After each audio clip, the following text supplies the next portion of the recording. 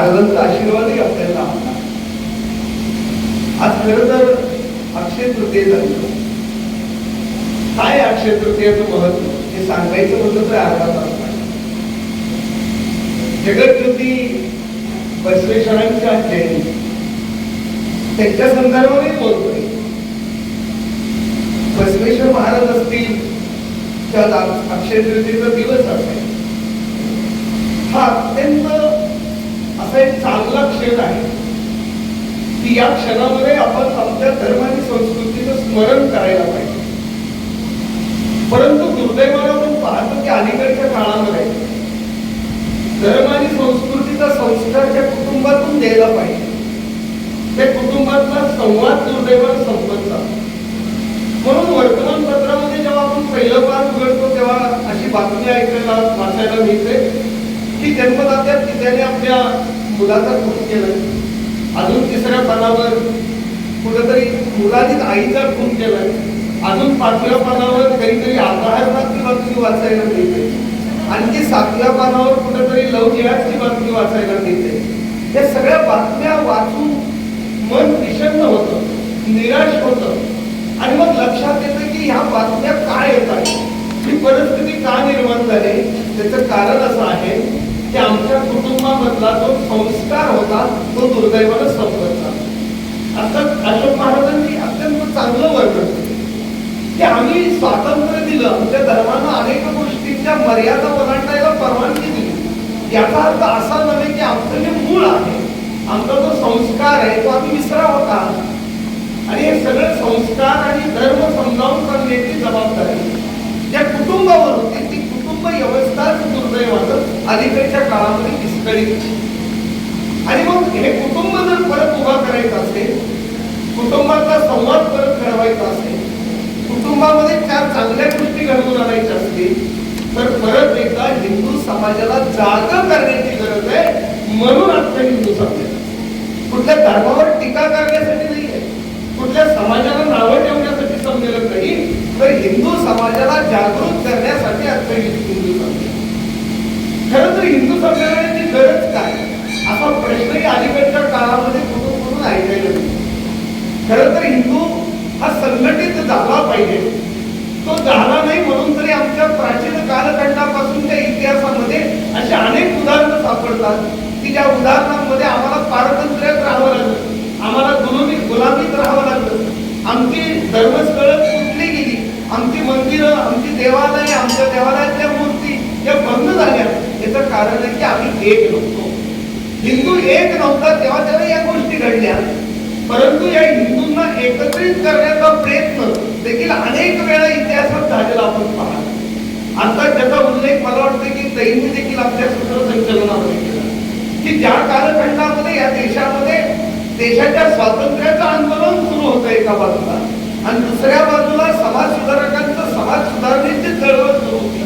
अशा एका कालखंडामध्ये या देशामध्ये हिंदू समाजाचं संघटन करण्याचा एक दुसरा मार्ग या देशातल्या एका बुद्धिजीवी आणि अत्यंत विचारपूर्वक एका महापुरुषांना आरंभायचं ठरवलं आणि 27 सप्टेंबर 1925 विजयादशमीच्या दिवशी नागपूर या ठिकाणी त्या महापुरुषानं हिंदू समाजाचं संघटन करण्यासाठी एक संघटन निर्माण केलं ज्याचं नाव आहे राष्ट्रीय स्वयंसेवक संघ.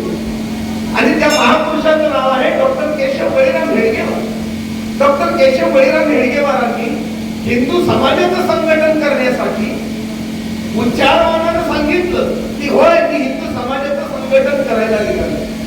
खरं तर त्यावेळीची परिस्थिती काय होती, एकीकडे देशाच्या स्वातंत्र्याचं आंदोलन जोर धरत होतं, दुसऱ्या बाजूला सामाजिक सुधारणेची चळवळ चाललेली होती आणि अशा वेळेस हे हिंदू समाजाचं संघटन करायला कोणीतरी उभारतो. खरं तर त्यावेळीची परिस्थिती काय होती, एक वेळ मला गाढव म्हणा पण हिंदू म्हणू नका, एक वेळ मला गाढव म्हणू नका पण हिंदू म्हणू नका, अशी समाजाची भावना होती, धारणा होती. एक वेळ असं म्हणतात की तराजूमध्ये बेडकाचं वजन करणं सोपं होतं. बेडूक आपल्याला माहित आहे की अत्यंत चपल असतो, चंचल असतो, तो एका ठिकाणी थांबत नाही, पण ते एक वेळ बेडकाचं वजन करणं सोपं होतं पण हिंदू समाजाचं संघटन अवघड होतं. अशी परिस्थिती ज्या कालखंडामध्ये होती त्या कालखंडामध्ये डॉक्टर हेडगेवारांनी सांगितलं होय मी हिंदू समाजाचं संघटन करायला निघालोय आणि त्या संघटनेच्या स्थापनेला या वर्षीच्या विजयादशमीला बरोबर 100 वर्ष पूर्ण झाली. खरं तर अनेकदा असं म्हटलं जाईल की गेल्या 100 वर्षात संघानं काय केलं, हाही प्रश्न.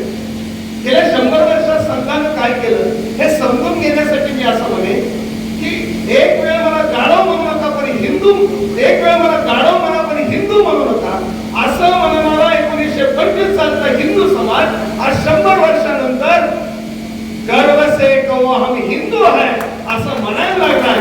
हा हिंदू समाजाची धारणा गेल्या 100 वर्षात बदलण्याचं काम राष्ट्रीय स्वयंसेवक संघ. खरं तर संघाबद्दलच्या अनेक गोष्टी समाजामध्ये पसरवल्या जातात, वेगळ्या पद्धतीने मांडल्या जातात, ज्याला अलीकडच्या काळामध्ये आपण एक शब्द दिलाय नॅरेटिव्ह. अनेक नॅरेटिव्ह तयार केले. संघानं देशाच्या स्वातंत्र्याच्या आंदोलनात कुठं भाग घेतला हा नॅरेटिव्ह आहे. परंतु त्यांना संघ माहित आहे डॉक्टर हेडगेवारांचं चरित्र ज्यांनी समजून घेतलंय त्यांच्या मनामध्ये हा प्रश्न येणार. मुळामध्ये डॉक्टर हेडगेवार हे जन्मजात देशभक्त होते. ते जेव्हा शिकायला वैद्यकीय शिक्षण घ्यायला कलकत्त्यामध्ये होते त्यावेळेस ते कोकेन या नावानं क्रांतिकार्यामध्ये त्यांनी भाग घेतलेला. देशाच्या स्वातंत्र्यासाठी काम करणारी राष्ट्रीय सभा अर्थात काँग्रेसमध्ये ते सक्रिय होते. काँग्रेसच्या मध्य प्रांताचे ते सचिव होते. अनेक प्रकारच्या कार्यक्रमामध्ये त्यांच्याकडे नियोजनाची जबाबदारी असायची. या देशातल्या इंग्रजांच्या सरकार घालवण्यासाठी समाजामध्ये असंतोष निर्माण करण्यासाठी डॉक्टर हेडगेवारांनी अनेकदा भाषणं केली ज्याच्यामुळे त्यांना तुरुंगात जावं लागलं. राष्ट्रीय स्वयंसेवक संघाची स्थापना झाल्यानंतर अनेक प्रकारच्या आंदोलनामध्ये डॉक्टरांनी आणि संघाच्या स्वयंसेवकांनी भाग घेतला. जंगल सत्याग्रहामध्ये भाग घेतल्याबरोबर 2.5 वर्षाचा तुरुंगाला डॉक्टरांना सहन करावा लागला.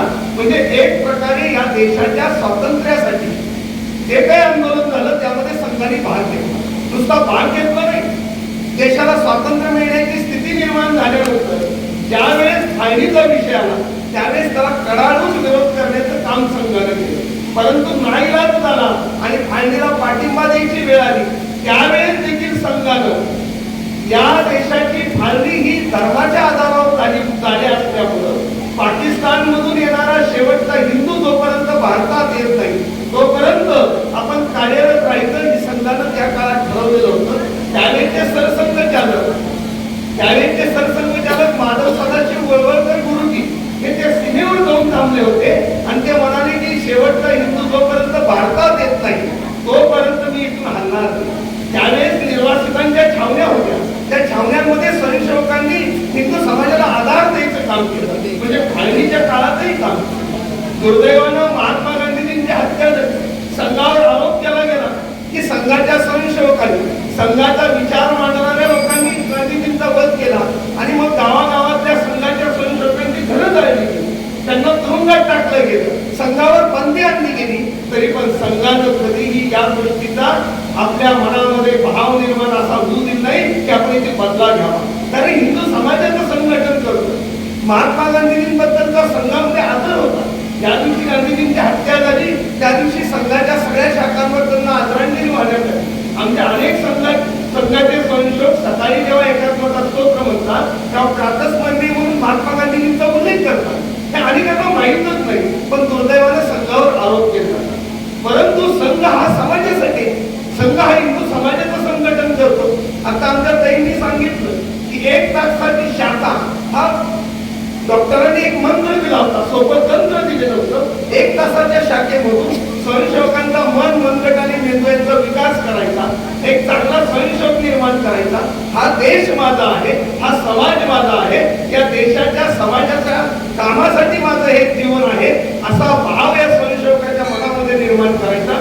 यासाठी 1 तासाची शाखा कार्यरत आणि आता 1 तासाच्या शाखेवरून जे स्वयंसेवक तयार झाले ते समाज आणि देशावर जेव्हा जेव्हा संकट आली तेव्हा ती धावून गेली. 1948 साली जेव्हा पाकिस्ताननं हल्ला केला त्यावेळेस त्या हल्ल्याला उत्तर देताना ज्या विमानांना उड्डाण करायचं होतं त्या विमानाच्या उड्डाणासाठी आवश्यक असणारी विमानतळाची बांधणी किंवा धावपट्टी एका रात्रीतनं संघाच्या स्वयंसेवकांनी श्रीनगर या ठिकाणी उभा केली. 1962 साली जेव्हा चीननं युद्ध लागलं तेव्हा सीमेवरच्या सैनिकांना रसद पुरवण्याचं काम संघाच्या स्वयंसेवकांनी जीवावर उदाहरण केलं. हा समाज माझा, हा देश माझा आहे, याच्यासाठी मला जे करता येईल ते करायचं या भावनेने स्वयंसेवक काम करत गेले. मग अनेकदा पूर येतो, अनेकदा भूकंप होतो, अनेकदा घटना घडतात. कदाचित भगवंत मंदिराच्या वार्षिकोत्सवामध्ये लोकांना शिस्त लावण्यासाठी देखील स्वयंसेवक गरजेचे असतात. अशा सगळ्या काळामध्ये स्वयंसेवकांनी सातत्यानं समाजाची गरज ओळखून काम करायचं काम केले.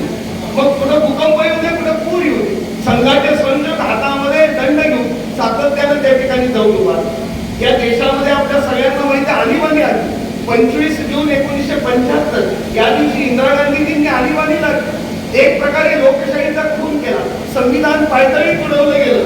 लोकांचे अभिव्यक्ती स्वातंत्र्य काढून घेतले. कुणालाही न विचारता तुरुंगात टाकलं जात होतं. याला विरोध करण्याचं काम संघाच्या स्वयंसेवकांनी केलं. हजारो लाखो स्वयंसेवकांनी यासाठी विरोध करायला सुरुवात केल्यानंतर अनेकांना तुरुंगात जावं लागलं. जे तुरुंगात जाऊ शकले नाही त्या लोकांनी भूमिगत राहून समाजाला आधार देण्याचं काम केलं. जे तुरुंगात गेले, कोणत्याही विचारधारेचे असले, कोणत्याही संघटनेचे असले, अशा तुरुंगात गेलेल्या कार्यकर्त्यांच्या घराला आधार द्यायचं काम संघाच्या स्वयंसेवकांनी केलं. आणि मग 2 वर्ष अथक प्रयत्न केल्यानंतर या देशावरची आणीबाणी उठली. म्हणजे एक प्रकारे लोकशाही वाचवण्याचं काम संघाच्या स्वयंसेवकांनी. अशा अनेक प्रसंग आहेत, अनेक गोष्टी आहेत की ज्यातून संघाने समाजाला मदत केली. समाजाचे प्रश्न कोणते, त्या प्रश्नांसाठी मला काय करता येईल याचा विचार स्वयंसेवकांनी केला. मग आमच्या शेतकऱ्यांच्या प्रश्नासाठी, शेतकऱ्यांसाठी काय काम करता येईल म्हणून अखिल भारतीय किसान संघाची स्थापना केली. मजदुरांसाठी काय काम करता येईल, अखिल भारतीय मजदूर संघाची स्थापना केली. महिलांसाठी काय काम करता येईल, राष्ट्र सेविका समितीची स्थापना केली. दुर्गावाहिनीची स्थापना केली. विद्यार्थ्यांसाठी अखिल भारतीय विद्यार्थी परिषदेची स्थापना झाली. वनवासी बांधवांसाठी वनवासी कल्याण आश्रम, भटके विमुक्त परिषद, समरसता परिषद, क्रीडा भारती, संस्कृत भारती, अशा अनेक संस्था आणि संघटना संघाच्या स्वयंसेवकांनी उभा केल्या. राजकारणामध्ये देखील जनसंघ आणि पुढच्या काळामध्ये भारतीय जनता पार्टीची संघाच्या स्वयंसेवकांनी स्थापना. आज सांगताना अभिमान वाटतो की आज देश पातळीवर आपापल्या क्षेत्रामध्ये ज्या 1 नंबरला संघटना आहे अशा एकूण 34 संघटना संघाच्या स्वयंसेवकांनी निर्माण केल्या. शेतकऱ्यांसाठी जी सर्वात मोठी संघटना किसान संघ, ग्राहकांसाठी जी सर्वात मोठी संघटना अखिल भारतीय ग्राहक परिषद, अशा 34 संघटना आज देश पातळीवर 1 नंबरचं काम करत आहे. आणि मग दुसऱ्या बाजूला आज जर आपण विचार केला तर 140 कोटी लोकसंख्येमध्ये या 34 संघटनांमध्ये जे स्वतः स्वच्छेने हा विचार पटल्यामुळं जे सभासद झालेले आहेत अशा सक्रिय सभासदांची संख्या आहे 42 कोटी. विचार करा की 42 कोटी लोकांनी आज संघाचा विचार मान्य केला, हिंदुत्वाचा विचार मान्य केलाय, राष्ट्रीयत्वाचा विचार मान्य करून आज या ठिकाणी काम होते. आज या देशातल्या सगळ्या संविधानिक पदांवर संघाचे स्वयंसेवक आहेत. या देशाचे राष्ट्रपती असतील, उपराष्ट्रपती असतील, पंतप्रधान असतील, त्यांच्या मंत्रिमंडळातले सहकारी असतील, अनेक राज्यांचे मुख्यमंत्री आणि राज्यपाल असतील, हे संघाचे स्वयंसेवक. म्हणजे गेल्या 100 वर्षामध्ये हिंदू समाजाचं जागरण करून, हिंदू समाजाला आधार देऊन, समाजाचं संघटन करून या पद्धतीने या देशाच्या आणि समाजाच्या हिताचं काम संघाने केले. अनेक प्रसंगांमध्ये सांगता येईल, अनेक गोष्टीमध्ये सांगता येईल की संघानं काय काम केलं. खरं तर सूत्रसंचालिका ताईंनी उल्लेख करताना सांगितलं की मी पंढरपूरहून आलोय आणि पंढरपूरच्या सगळ्या वारकऱ्यांची वारी ही बार्शीला आल्याशिवाय पूर्ण होत. परंतु त्या वारकऱ्यांवर 2015 साली मोठं संकट आलं. ते संकट असं होतं की पंढरपूरचं वाळवंट हे वारकऱ्यांसाठी बंदी घातलेली होती की ज्या ठिकाणी ते आपला स्वतःला तंबू मारू शकणार नाही, तिथं काही राहू शकणार नाही, तिथं कीर्तन करू शकणार. खरं तर मी संत साहित्यातली PhD मांडली आणि पंढरपूरच्या वाळवंटाचं महत्व आपल्या सर्वांना माहित आहे की अनादी कालापासून अनेक संतांचे पाय त्या पंढरपूरच्या वाळवंटामध्ये लागलेले, अनेक संतांनी त्या ठिकाणी कीर्तन केलेलं आहे. अशी वाळवंट जर वारकऱ्यांसाठी त्याच्यावर बंदी येत असेल तर हे हिंदू समाजावरचं संकट आहे. ही गोष्ट लक्षात आली. का आलं संकट? त्याला विचार केल्यानंतर असं लक्षात आलं की उच्च न्यायालयामध्ये या संदर्भाने एक केस दिली. आपल्या देशामध्ये एका माणसाने टाकलेली निष्ठा दुसऱ्या जिवंत माणसाने ते उचलावं हा गुन्हा आहे, हे अमानवीय आहे. आणि मग आपल्या सगळ्यांनी जर पंढरपूरची वारी कधी ना कधी केली असेल तर त्या वाळवंटामध्ये 2015 पूर्वी आपल्या सगळ्यांना माहिती आहे की वाळवंटामध्ये लोक कुठेही बसायचे शौचाला आणि घाण करायचे. करायची आणि वारी संपल्यानंतर जिवंत माणसाला म्हणजे दुसऱ्या माणसाला ती विष्ठा उचलावी लागायची। याच्या विरुद्धात कोणतरी न्यायालय केलं आणि न्यायालयाने सांगितलं की या पद्धतीने जर होणार असेल तर वाळवंटामध्ये तुम्हाला निवास करायला आणि त्या ठिकाणी कीर्तन करायला बंदी। आणि मोठं संकट होतं। आता या संकटात सामना कसा करणार? संघाच्या काही लोकांनी ठरवलं त्याच्यावर काही उपाय करता येईल का, आणि मग त्यातून उपाय असा आला की तात्पुरती शौचालय उभा करता येईल का। 2015 साली काही लाख रुपये संघाच्या स्वयंसेवकांनी गोळा केले आणि तात्पुरती शौचालय उभा केली आणि हातामध्ये दंड घेऊन संघाच्या गणवेशामध्ये तिथं स्वयंसेवक उभारले आणि बाहेर बसणाऱ्या लोकांना म्हणले माऊली बाहेर बसू नका, तुम्ही आत बसा, असं आवाहन संघाच्या स्वयंसेवकांनी केलं। आणि त्या वर्षी किती वाळवंट स्वच्छ राहिलं याचा सगळा अहवाल आपण शासनाला दिला आणि शासनाला विनंती केली की आळंदी ते पंढरपूर, देहू ते पंढरपूर किंवा अन्य ठिकाणाहून येणाऱ्या मोठ्या दिंड्यांच्या मार्गावर देखील तुम्ही अशी तात्पुरती शौचालय उभे करा, पंढरपुरात देखील अशी शौचालय उभं करा। यालाच आपण नाव दिलं निर्मल वारी। आणि 2015 पासून 2024च्या आषाढी वारीपर्यंत संघाच्या स्वयंसेवकांनी स्वतः तिथं 8-8 तासाच्या ड्युट्या करून लोकांना शौचालयामध्ये बसायला भाग पाडलं। आणि आज आपण पाहतो आहोत की पंढरपुरातलं वाळवंट स्वच्छ राहायला लागलं आणि आता सरकारला आणि न्यायालयाला असं वाटतं की आता तिथं तंबू ठोकायला आणि कीर्तन करायला हवं। म्हणजे जेव्हा जेव्हा समाजावर संकट येतं तेव्हा तेव्हा संघाच्या स्वयंसेवक अशा पद्धतीने धावून जातात। याचं एक उदाहरण मी या निमित्तानं सांगतो। अनेक गोष्टी सांगता येतील, वेळेचा विचार करता एवढ्या सगळ्या गोष्टी कमी वेळात मांडणं शक्य नाही, परंतु समाजाचं संघटन करायचं म्हणजे काय करायचं तर आताच अशोक महाराजांनी खूप चांगलं सांगितलं, समरसता ही आमच्या हात असली पाहिजे। समरसता म्हणजे काय की मी हिंदू आहे हा सहज भाव पाहिजे। पण दुर्दैवानं अलीकडे आपण पाहतो समोर एखादी व्यक्ती आली की आपण म्हणतो की अमुक जातीचा आहे, अमुक गतीचा आहे, अमुक विचारधारेचा आहे, अशा अनेक गोष्टी आपल्या मनात येतात। त्या सगळ्या मनात न येता केवळ समोरचा जो आहे तो हिंदू आहे ही भावना आपली जर निर्माण झाली तर त्याला म्हणायचं समरसता। अशी समरसता निर्माण करायचं काम गेल्या 100 वर्षात संघाने केलं। त्याचा परिणाम असा झाला की अनेक प्रकारच्या आंदोलनामध्ये हिंदू म्हणून लोकांनी सहभाग केला। त्यातलं एक आंदोलन आपल्या सगळ्यांना माहिती आहे, 23 मार्च 1528 ला बाबरानं ज्यावेळेस प्रभू रामरायाच्या जन्मभूमीवरचं मंदिर उद्ध्वस्त केलं आणि तिथं त्या ठिकाणी ढाचा उभा केला। देशाच्या स्वातंत्र्यापर्यंत 1528 पर्यंत 28 पासून देशाच्या स्वातंत्र्यापर्यंत मधल्या काळात अनेक आंदोलन झाली, अनेक प्रकारच्या लढाया झाल्या, ज्यामध्ये लाखो हिंदू बांधवांना प्राण द्यावे लागले, तरी पण राम जन्मभूमी मुक्त झाली। देशाच्या स्वातंत्र्यानंतर हे सहज होईल वाटत असताना ते होत नाही हे लक्षात आल्यानंतर संघानं त्यामध्ये लक्ष घातलं। विश्व हिंदू परिषदेच्या माध्यमातून संपूर्ण भारतभरातल्या हिंदू समाजाला जागृत केलं आणि आपल्या सगळ्यांना परिणाम माहिती आहे 6 डिसेंबर 1992 या दिवशी तो बाबरी ढाचा उद्ध्वस्त झाला। तो झाल्यानंतर अनेक संघटनांनी श्रेय घेतलं, पण संघानं सांगितलं हे हिंदू